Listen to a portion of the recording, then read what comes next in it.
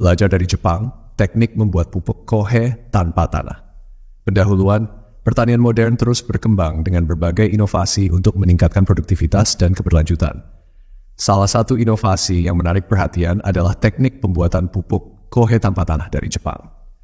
Jepang, dengan keterbatasan lahan pertaniannya, telah lama berinovasi dalam bidang agrikultur untuk mengatasi tantangan ini.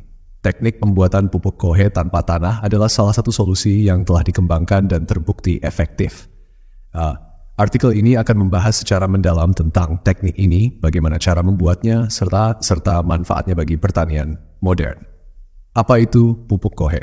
Pupuk kohe adalah pupuk organik berasal dari kotoran hewan, terutama sapi, yang telah diolah sedemikian rupa sehingga kaya akan nutrisi dan bermanfaat untuk meningkatkan kesuburan tanah.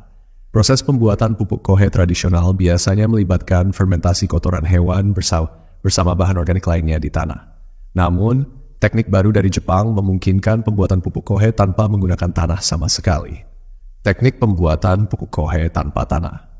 Teknik pembuatan pupuk kohe tanpa tanah di Jepang dikenal dengan sebutan bokashi.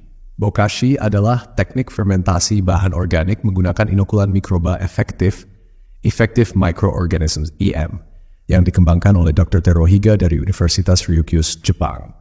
Teknik ini sangat efisien dan menghasilkan pupuk organik berkualitas tinggi dalam waktu yang relatif singkat.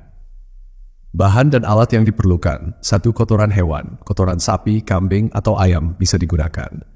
2. Bahan organik tambahan, sekam padi, serbuk gergaji, daun kering, atau jerami. 3. Inokulan mikroba efektif bisa dibeli dalam bentuk cairan atau bubuk. 4. Molasses, sumber makanan bagi mikroba. 5. Air untuk menjaga kelembapan bahan. Wadah fermentasi bisa berupa tong plastik, drum atau karung beras. Alat pengaduk, sekop atau cangkul. Proses pembuatan 1. Persiapan bahan. Kumpulkan kotoran hewan dan bahan organik tambahan.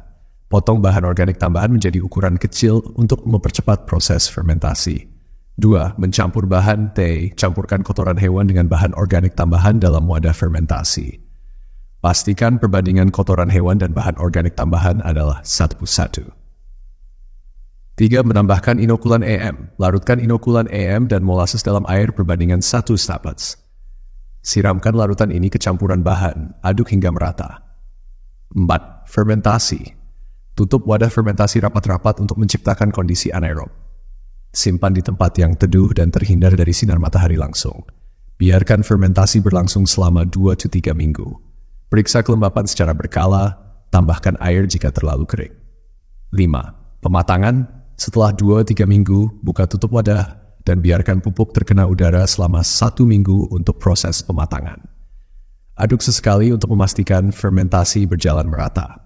6. Penggunaan. Pupuk kohe tanpa tanah siap digunakan. Bisa diaplikasikan langsung ke tanaman atau dicampur dengan tanah untuk memperbaiki struktur tanah. Manfaat pupuk kohe tanpa tanah. 1. Meningkatkan kesuburan tanah. Pupuk kohe kaya akan nutrisi esensial seperti nitrogen, fosfor, dan kalium yang dibutuhkan tanaman untuk pertumbuhan. Selain itu, mikroba dalam pupuk membantu memperbaiki struktur tanah dan meningkatkan aktivitas mikroorganisme tanah yang bermanfaat. 2. Ramah lingkungan. Proses fermentasi pupuk kohe tanpa tanah menghasilkan emisi gas rumah kaca yang lebih rendah dibandingkan dengan pupuk kimia. Selain itu, penggunaan bahan organik yang berasal dari limbah pertanian membantu mengurangi volume limbah yang harus diolah. 3. Efisien dan ekonomis. Teknik ini memungkinkan petani untuk memanfaatkan limbah peternakan dan pertanian secara optimal. Dengan biaya yang relatif rendah, petani bisa menghasilkan pupuk berkualitas tinggi yang dapat meningkatkan hasil panen. 4. Mengurangi ketergantungan pada pupuk kimia. Penggunaan pupuk kohe membantu mengurangi ketergantungan pada pupuk kimia yang harganya cenderung lebih mahal dan bisa merusak tanah dalam jangka panjang. Dengan demikian, teknik ini berkontribusi pada pertanian berkelanjutan. Studi kasus implementasi di Jepang. Di Jepang, teknik pembuatan pupuk kohe tanpa tanah telah diimplementasikan di berbagai daerah dengan hasil yang memuaskan. Salah satu contoh sukses adalah di prefektur Okinawa, di mana para petani lokal mengadopsi teknik bokashi untuk meningkatkan produktivitas pertanian mereka. Studi kasus menunjukkan bahwa penggunaan pupuk kohe tanpa tanah tidak hanya meningkatkan hasil panen, tetapi juga memperbaiki kualitas tanah dan mengurangi penggunaan bahan kimia. Para petani melaporkan bahwa tanaman menjadi lebih tahan terhadap penyakit dan hama, serta kualitas buah dan sayuran meningkat. Tantangan dan solusi. Meskipun teknik pembuatan pupuk kohe tanpa tanah menawarkan banyak manfaat, ada beberapa tantangan yang perlu diatasi, antara lain. 1. Pengetahuan dan keterampilan.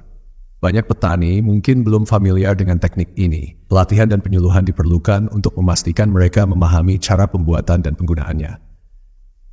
2. Ketersediaan inokulan EM. Inokulan EM mungkin tidak selalu tersedia di semua daerah. Oleh karena itu, perlu ada upaya untuk memproduksi inokulan lokal yang sesuai. 3. Manajemen limbah. Pengelolaan limbah organik harus dilakukan dengan baik untuk mencegah pencemaran lingkungan. Solusi untuk tantangan ini melibatkan kolaborasi antara pemerintah, lembaga penelitian, dan komunitas petani untuk menyediakan sumber daya, pelatihan, dan dukungan yang diperlukan. Kesimpulan. Teknik pembuatan pupuk kohe tanpa tanah dari Jepang merupakan inovasi yang menjanjikan untuk meningkatkan produktivitas dan keberlanjutan pertanian. Dengan memanfaatkan kotoran hewan dan bahan organik lainnya, serta menggunakan inokulan mikroba efektif, petani bisa menghasilkan pupuk berkualitas tinggi yang ramah lingkungan dan ekonomis. Meskipun ada tantangan dalam implementasinya, dengan dukungan yang tepat, teknik ini bisa menjadi solusi bagi masalah pertanian modern. Adopsi teknik ini di berbagai negara, termasuk Indonesia, bisa membantu meningkatkan hasil pertanian dan mendukung keberlanjutan lingkungan. Dengan terus belajar dan berinovasi, pertanian modern bisa berkembang lebih maju dan berkelanjutan.